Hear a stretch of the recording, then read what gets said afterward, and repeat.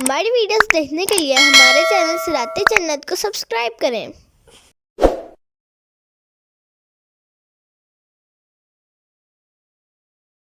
اعوذ باللہ من الشیطان الرجیم، بسم اللہ الرحمن الرحیم۔ اللہ کے نام سے شروع جو نہایت مہربان رحمت والا ہے۔ سبح للہ ما فی السماوات وما فی الارض وهو العزیز الحکیم۔ اللہ کی پاکی بیان کی ہر اس چیز نے جو آسمانوں میں اور جو زمین میں ہے، اور وہی بہت عزت والا بڑا حکمت والا ہے۔ هو الذي أخرج الذين كفروا من أهل الكتاب من ديارهم لأول الحشر، وہی ہے جس نے ان کافر کتابیوں کو ان کے گھروں سے ان کے پہلے حشر کے وقت نکالا۔ ما ظننتم أن يخرجوا وظنوا أنهم مانعتهم حصونهم من الله فأتاهم الله من حيث لم يحتسبوا وقذف في قلوبهم الرعب يخربون بيوتهم بأيديهم وأيدي المؤمنين فاعتبروا يا أولي الأبصار۔ تمہیں گمان نہ تھا کہ وہ نکلیں گے، اور وہ سمجھتے تھے کہ ان کے قلعے انہیں اللہ سے بچا لیں گے، تو اللہ کا حکم ان کے پاس وہاں سے آیا جہاں سے انہیں گمان بھی نہ تھا، اور اس نے ان کے دلوں میں رعب ڈال دیا۔ وہ اپنے گھروں کو اپنے ہاتھوں سے اور مسلمانوں کے ہاتھوں سے ویران کرتے ہیں، تو اے آنکھوں والوں عبرت حاصل کرو۔ تفسیر صراط الجنان۔ سبح للہ ما فی السماوات وما فی الارض، اللہ کی پاکی بیان کی ہر اس چیز نے جو آسمانوں میں اور جو زمین میں ہے۔ اس آیت سے معلوم ہوا کہ ہر چیز زبان قال یا حال سے اللہ تعالیٰ کی تسبیح کرتی ہے جسے ہم نہیں سمجھتے، مگر ان کی تسبیح کی تاثیر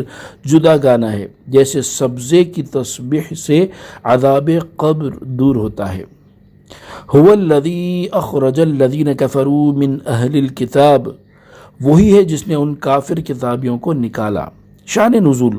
مفسرین فرماتے ہیں کہ یہ صورت بنو نذیر کے بارے میں نازل ہوئی۔ یہ لوگ یہودی تھے۔ جب نبی کریم صلی اللہ تعالیٰ علیہ وآلہ وسلم مدینہ طیبہ میں رونق افروز ہوئے تو انہوں نے حضور سے اس شرط پر صلح کی کہ نہ آپ کے ساتھ ہو کر کسی سے لڑیں گے اور نہ آپ سے جنگ کریں گے۔ جب جنگ بدر میں اسلام کی فتح ہوئی تو بنو نذیر نے کہا یہ وہی نبی ہیں جن کی صفت تورات میں ہے۔ پھر جب احد میں مسلمانوں کو ہزیمت کی صورت پیش آئی تو یہ شک میں پڑے، اور انہوں نے سرکار دو عالم صلی اللہ تعالیٰ علیہ وآلہ وسلم اور آپ کے نیاز مندوں کے ساتھ عداوت کا اظہار کیا، اور جو معاہدہ کیا تھا وہ توڑ دیا، اور ان کا ایک سردار کعب بن اشرف یہودی 40 یہودی سواروں کو ساتھ لے کر مکہ مکرمہ پہنچا، اور کعبہ معظمہ کے پردے تھام کر قریش کے سرداروں سے رسول کریم صلی اللہ تعالیٰ علیہ وآلہ وسلم کے خلاف معاہدہ کیا۔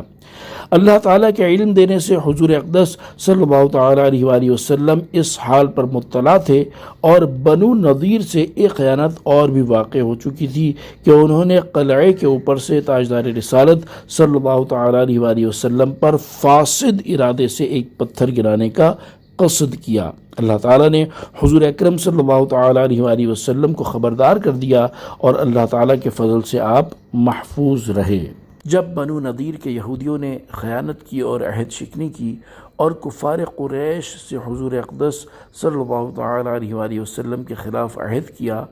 تو حضور پر نور صلی اللہ تعالیٰ علیہ وآلہ وسلم نے حضرت محمد بن مسلمہ انصاری رضی اللہ تعالیٰ عنہ کو حکم دیا، اور انہوں نے کعب بن اشرف کو قتل کر دیا۔ پھر حضور انور صلی اللہ تعالیٰ علیہ وآلہ وسلم لشکر کے ساتھ بنو نذیر کی طرف روانہ ہوئے اور ان کا محاصرہ کر لیا۔ یہ محاصرہ 21 روز یعنی 21 ڈیز رہا۔ اس درمیان میں منافقین نے یہودیوں سے ہمدردی اور موافقت کے بہت معاہدے کیے، لیکن اللہ تعالیٰ نے ان سب کو ناکام کیا، یہودیوں کے دلوں میں رعب ڈالا، اور آخر کار انہیں حضور اقدس صلی اللہ تعالیٰ علیہ وآلہ وسلم کے حکم سے جلا وطن ہونا پڑا، اور وہ شام، اریحہ اور خیبر کی طرف چلے گئے۔ اس آیت کا خلاصہ یہ ہے کہ اللہ تعالیٰ وہی ہے جس نے بنو نذیر کے یہودیوں کو مدینہ منورہ میں موجود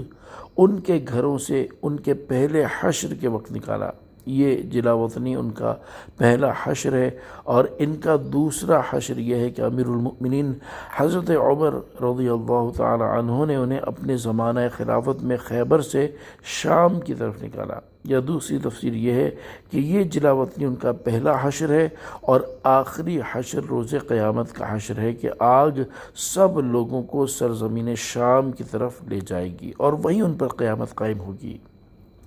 اس کے بعد اہل اسلام سے خطاب فرمایا جاتا ہے کہ اے مسلمانوں، تمہیں گمان نہ تھا کہ وہ مدینہ منورہ سے نکلیں گے، کیونکہ وہ قوت اور لشکر والے تھے، مضبوط قلعے رکھتے تھے، ان کی تعداد کثیر تھی،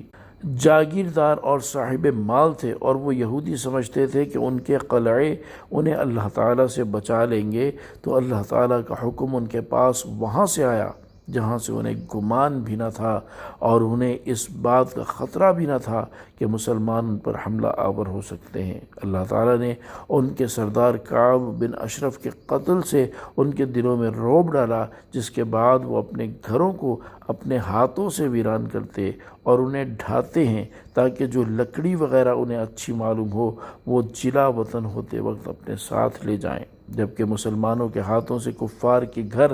اس طور پر ویران ہوتے ہیں کہ ان کے مکانوں کے جو حصے باقی رہ جاتے تھے انہیں مسلمان گرا دیتے تھے